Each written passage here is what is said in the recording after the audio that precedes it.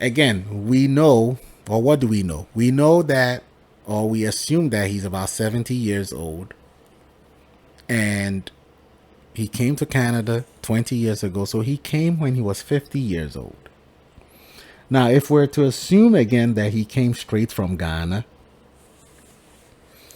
he came to Canada, he was never able to get his papers in order, right? He was never able to gain permanent residency and eventually get Canadian citizenship. And there are a lot of people in this situation, you know? There are a lot of migrants, whether it's here in Canada or, I mean, whether it's over there in Canada or it's here in the United States, who find themselves in the same boat as this gentleman here. It's no secret. Undocumented immigrants, undocumented illegal immigrants.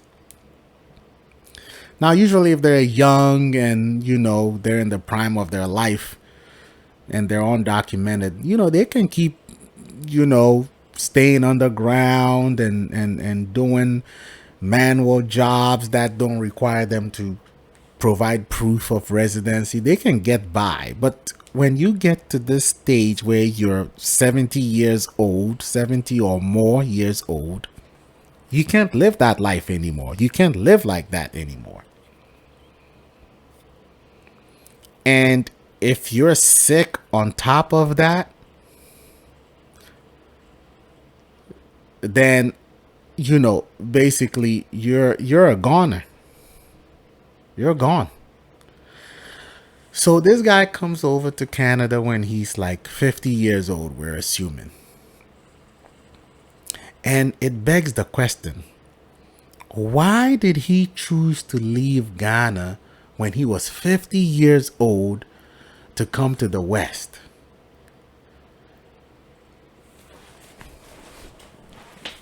And you see, the larger point to this is there are a lot of people, and I'm sure this gentleman,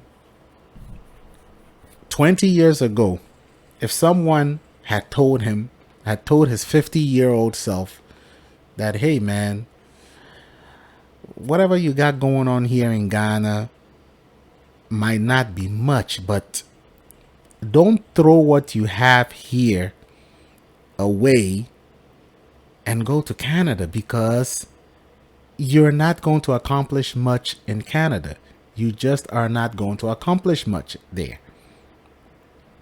If someone had tried to advise him then, he probably would have told them, "Oh man, I'm sure people probably advised him. I'm sure there are people I'm going to bet there are people who told him, hey, look here, man. I don't think this going. I know you want to get out of here. Everybody wants to leave the country and go somewhere and go to the West, go to America, go to Europe, go to Canada. But there are thousands of stories of people who left, went overseas, and couldn't basically come up with the life that they thought or the life that they envisioned living overseas. It just didn't work out for them. And I'm not even talking about older folks. I'm talking about young folks. So if there are hundreds of stories of young folks who couldn't hack it, what makes you think you're 50 years old? What makes you think you're going to make it in Canada? Are you bringing to Canada any skills that will facilitate your being granted Canadian permanent residency in an expedient manner of time? Are you bringing any work skills? Are you bringing an educational background that will allow you to be quickly absorbed into the Canadian system and help you integrate into Canadian society and become a full-fledged Canadian within a relatively short amount of time? See, these are all the calculations he failed to make before deciding to make this trek to Canada. And there are, believe it or not, there are quite a few older people that are in the same boat that this guy finds himself. And it's a damn shame. You know, I've told you guys my dad is 76 years old. A couple years ago, and you know what? This is so interesting. Precisely about maybe about 22, 21, 23 years ago, my dad's younger brother was kind of telling my dad, you know, hey man, can you help me come migrate to the United States? And my dad said no. And this caused a rift between my dad and my uncle. But you see, my dad is a very principled, logical thinking man. To a fault. To a fault. My dad immediately did the calculation, took one look at his younger brother and said, you are 2 years younger than me. So you're 48 or no, if this was, my dad is 76 now. So if this was, let's say 20 years ago, my dad would have been what? 76. My dad would have been 56 then, right? So then my uncle would have been 54. Let's even say 50. My dad took one look at his younger brother, my uncle, and said, dude, you're 50 years old. What is me bringing you or helping you migrate to America going to accomplish? What do you hope to accomplish when you come to America? What do you hope to accomplish within, I don't know, in 10 years you'll be 60? How much energy or how much strength do you have in you? What kind of jobs do you think you're going to work that's going to enable you to amass enough money to show for your whatever time you're going to spend here in America that'll say or make someone say, you know what, it was worth you coming to America? There was no pathway to victory there. There was no pathway to success. You understand? But at the time when my dad was probably trying to explain this to my uncle wasn't seeing it that way. And that is a problem that friends and family back home, sometimes we tend to, that's a problem that a lot of times comes up between us, those of us that live in the diaspora and those that are still back home. Because a lot of them will be like, you know what, can you help me come to America? Can you help me come to America? Oh, help me come to the West. I need to get out of this country. I need to get out of this hellhole. Please help me come here. You're over there already. You're established. Please help me come over here. You did it, so I can do it.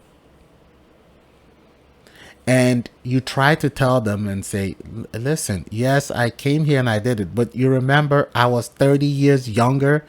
Okay. When I came, I was 18. When I came, I was 30. When I came, I was at most 35.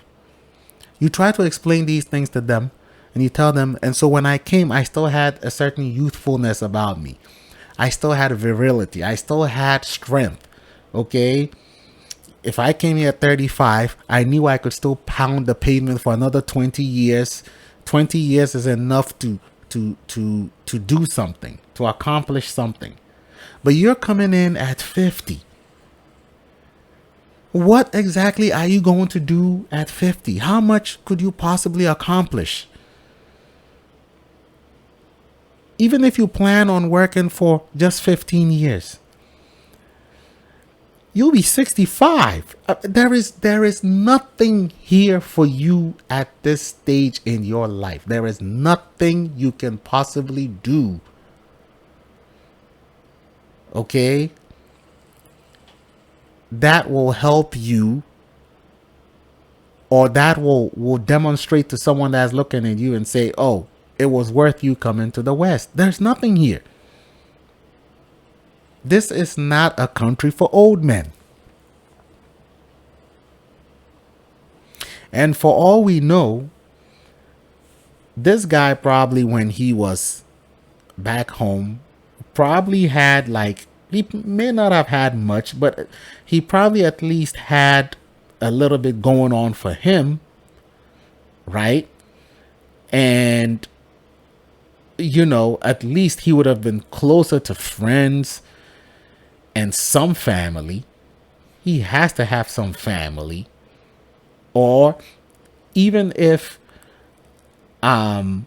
all his family, that, because he's saying if he goes back to Ghana, he doesn't have any family or whatever. He keeps saying that, which I still find that hard to believe. But again, it makes me realize he never cultivated his relationship with his folk back home. When he came here, that was it. He cut off all ties and communication with his folks back home. So now he knows when he goes back, they're not going to look out for him. But had he stayed and managed whatever little resources he had, he would have had much more to show for today had he stayed back in Ghana. Now, of course, I'm assuming he was in Ghana. Some of these people, some migrants, like, someone like him, you might look at him, and if you delve a little bit into his background, you might realize that he probably lived in another Western country before he came to Canada. That happens a lot. Some Africans, they might have had a brief stint in Europe for a couple years. Or I've even heard some that went to, like, places as far as Australia, spent a couple years over there, went to Europe, spent a couple over years, and finally made their way to the United States. You understand? You have those. I have a customer like that. This dude has been this dude went all around the world before he finally ended up in the United States. The US usually is the ultimate goal, the ultimate destination, just because of what the United States stands for. But this guy ended up in Canada. Now, I don't know if maybe at some point he was planning to come to America and that never panned out. But either way, this guy is 50 something years old. His kidneys are shutting down. And he has nothing to show for those 20 years that he spent in Canada. So in my opinion, he should have stayed in Ghana. He should have stayed in Ghana. So I decided to make this video so that it could serve as a precautionary tale to anyone who is above a certain age that is still thinking about coming to the West. Living here is not easy. Living in especially in America, is not easy. I know when we're back on the continent, and every now and then someone comes from America, and this was back in the day, back in the 80s and the 90s, when we didn't know much about America. The only information we had about the West was the stories that we would hear from our friends and family who lived here, and every now and then they'd come home to visit. And also whatever we saw on the TV and in magazines, which wasn't much at the time. But both friends and family that would come and visit, as well as what we saw on the TV, painted such a rosy picture of the West. I mean, people were lulled into this false sense of what the West, living in the West, was like. It was like, oh, as soon as you get to America, man, within a month or two, man, you're going to be driving a nice car. You're going to be rolling in the dough. You're going to be going to places like New York and Chicago, the Big Apple, the Big Apple. You would hear things like that. And it's like, oh, man, I need to go to America. It's easy over there. I go over there. As soon as I get there, man, I'm just going to be making money hand over fist. I'm going to live in a big house. Everything is going to be catered for me. That is until you get here and you realize, damn, I got to work hard to earn my keep around here. And it doesn't matter if it's 12 inches of snow out there. I have to wake up at freaking 5 a.m. in the morning and go out there, plow the snow or shovel it, and then come get ready to go to work. This is what a lot of Africans don't know. But thanks to the advent of social media, a lot of them are starting to get the idea. A lot of them are starting to realize that it's not easy street when you come to America. It's not all rosy. You got to work hard. You got to work hard to earn that mighty dollar or American dollar or Canadian dollar or whatever it is. And with this gentleman here, he was in Canada. And Canada gets cold as hell. I have a cousin that's in Canada. But I've heard stories too about Canada, how cold it gets in Canada. So cold. So imagine that. This guy left the tropical heat, traveled over 6,000 miles to Canada, has lived there for 20 years, and now he's about to be bounced back to Africa and has nothing to show for it. Was it worth it? Was it worth it? It wasn't, in my opinion. But back to the story I was telling you guys about my dad and my uncle. So, when my dad told my uncle, kind of like insinuated to my uncle that, nah, I'm not bringing you over here because, one, if you come here, you're not going to accomplish much. Okay? Someone like my dad came here when he was in his late 30s or maybe early 40s. But when my dad came to America, my dad already had a master's degree. So he came here and within 2-3 years, he had gotten his PhD and he started working for a university.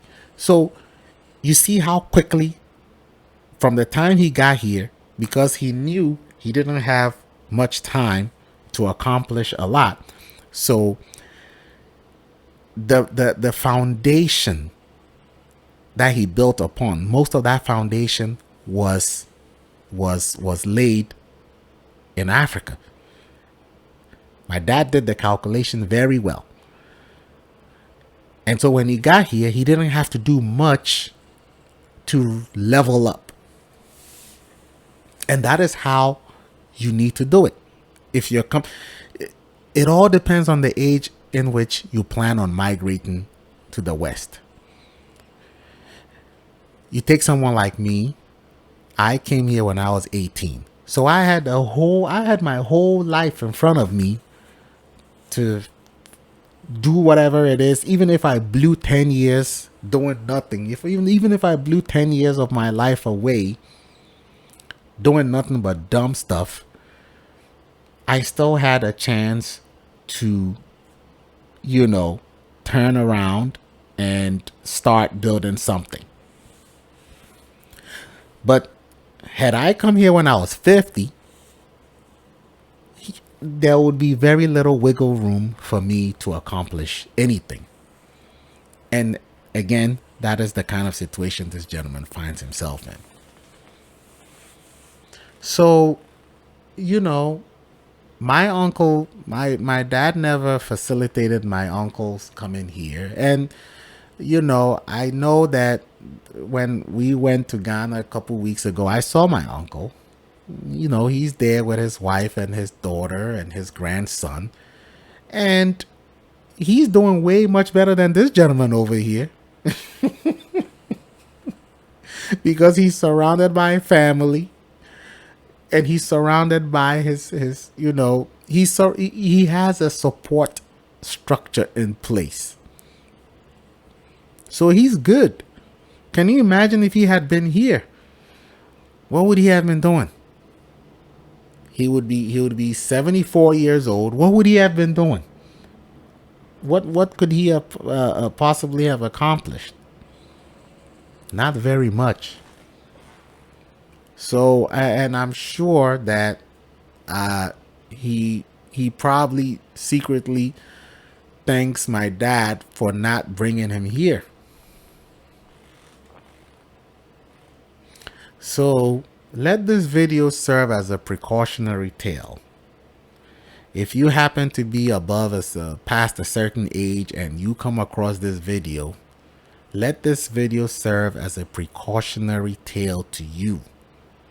Now listen, if you got a little bit going on, even though if it's not much, down there, just work with what you have. Okay?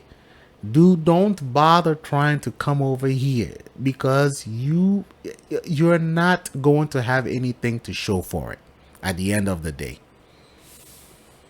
Not only will you lose what you have back home, but then you're going to come here and you're not going to be able to build anything. Unless if you come here and you win the lottery or something.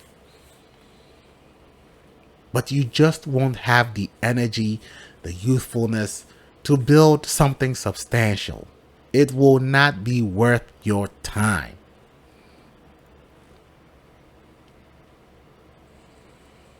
Anyway, so that'll be it for today. If you have any questions, comments, just comment down below. Be sure to share the video too. And if you know someone that's considering coming to the West and they're above a certain age, just show them this video. Let them watch it in its entirety and let them make up their own mind. Above a certain age, even if you get the visa to travel to the West, just come as a tourist, take in the sights, and go back. This is not a country for old men. Anyway, so until I see you guys again on the next episode, be kind to one another. Don't do what I wouldn't do. And it's your boy, Mr. James Carrington, signing off. Good night.